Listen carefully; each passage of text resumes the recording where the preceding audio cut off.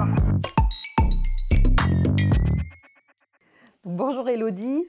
Bonjour Fabienne. Merci beaucoup d'avoir accepté de répondre à notre invitation pour venir nous partager ton expérience en tant qu'aide-soignante. Est-ce que tu peux commencer par te présenter? Bien sûr, alors moi je m'appelle Élodie, j'ai 36 ans.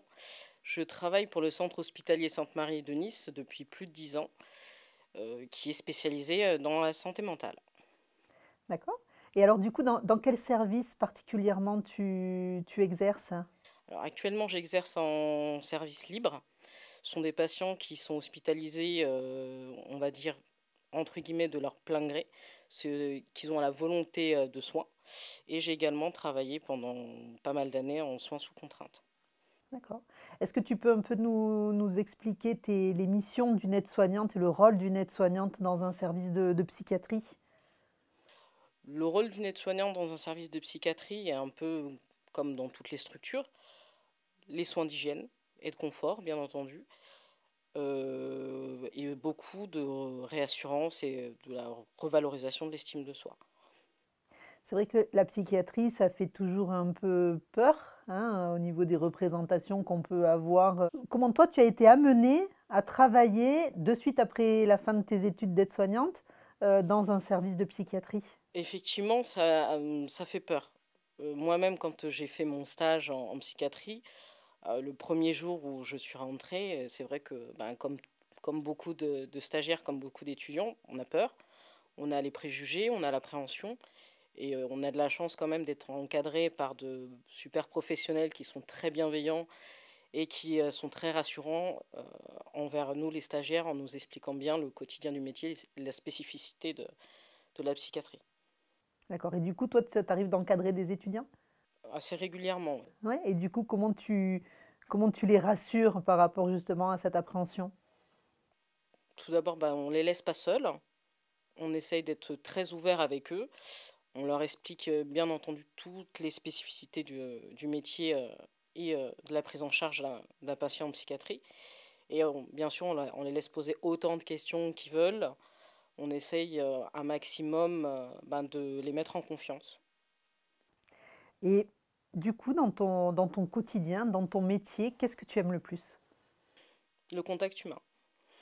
Ouais. Le contact humain, la possibilité de pouvoir,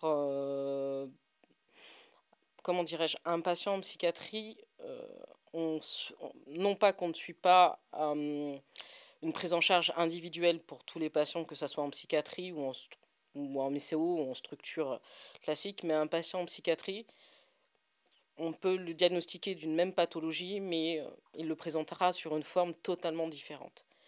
Et ça nous oblige à sans cesse nous remettre en question, sans cesse à remettre en question nos pratiques, à trouver une solution adaptée spécifiquement pour ce patient. Et donc du coup, est-ce que tu as une expérience particulière, qui te vient à l'esprit où justement, tu as eu besoin de cette adaptation? On doit s'adapter dans notre communication verbale et non verbale. On doit faire attention à comment on agit avec le patient, comment on lui parle, parce que en fonction de l'intonation et en fonction de comment on va lui parler, il peut réagir plus ou moins violemment ou se braquer. Et dans ce cas-là, ben, ça peut être très très compliqué au niveau de la prise en charge. Et ça peut aussi engendrer une escalade de la violence.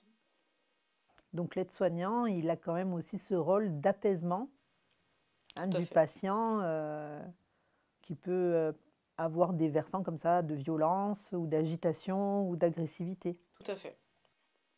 Que l'infirmière, le rôle d'infirmière, d'administrer un traitement, que ça soit par voie orale ou en injectable, on essaye un maximum d'apaiser le patient, de le rassurer un maximum avant de passer avant de passer à autre chose. Quelle idée, reçue du métier d'aide-soignant tu aimerais, déconstruire? Clope café.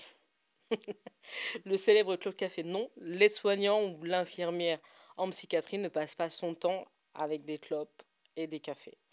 Non, c'est tout un travail derrière, c'est tout ce qu'on fait a un sens. Même si par moment le stagiaire ne voit pas pour quelle raison ou quel sens, c'est tout un travail.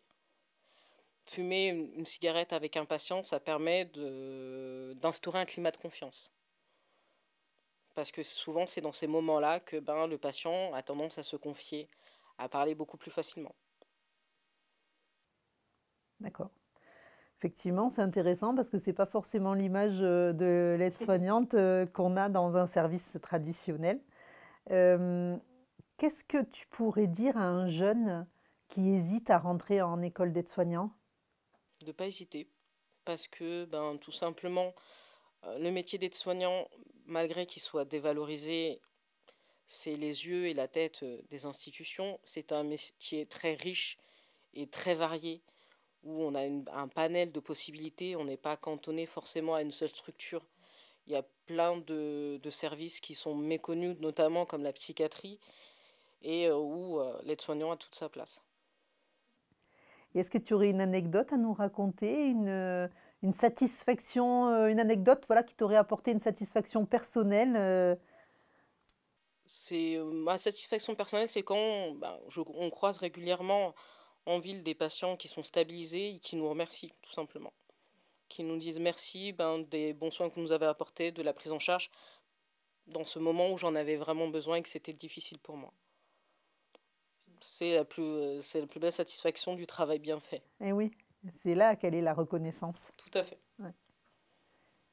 Merci Elodie De d'avoir rien. participé à cet entretien. Avec plaisir.